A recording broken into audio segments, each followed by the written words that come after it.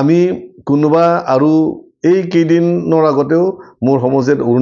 অৰুণোদয় যিসকল পোৱা নাই তেওঁলোকক আকৌ আমি দিয়াৰ কাৰণে আমি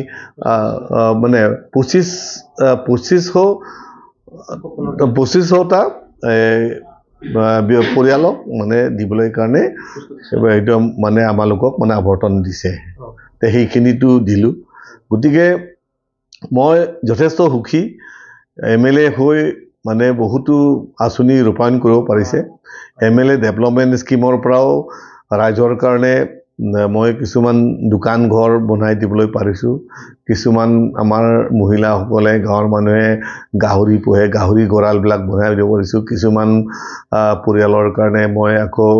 কিবা ফিচাৰী সেইখিনিও মই বনাই দিব পাৰিছোঁ তাৰোপৰি বহুতো আঁচনি আমি কৰিবলগীয়া ইচ্ছা থকাবিলাক আছে আৰু এইটোতো একেই দিনতো হৈ নুঠিব এইখিনিতো আমি কৰিব পাৰিম আটাইতকৈ ভাল কথাটো হৈছে মই প্ৰথমতো ক'লোঁ যে আজি অসম চৰকাৰ আজি চৰকাৰ বিজেপি চৰকাৰে যে পাহাৰ ভৈয়াম একেকাৰ কৰি পেলাই 26টা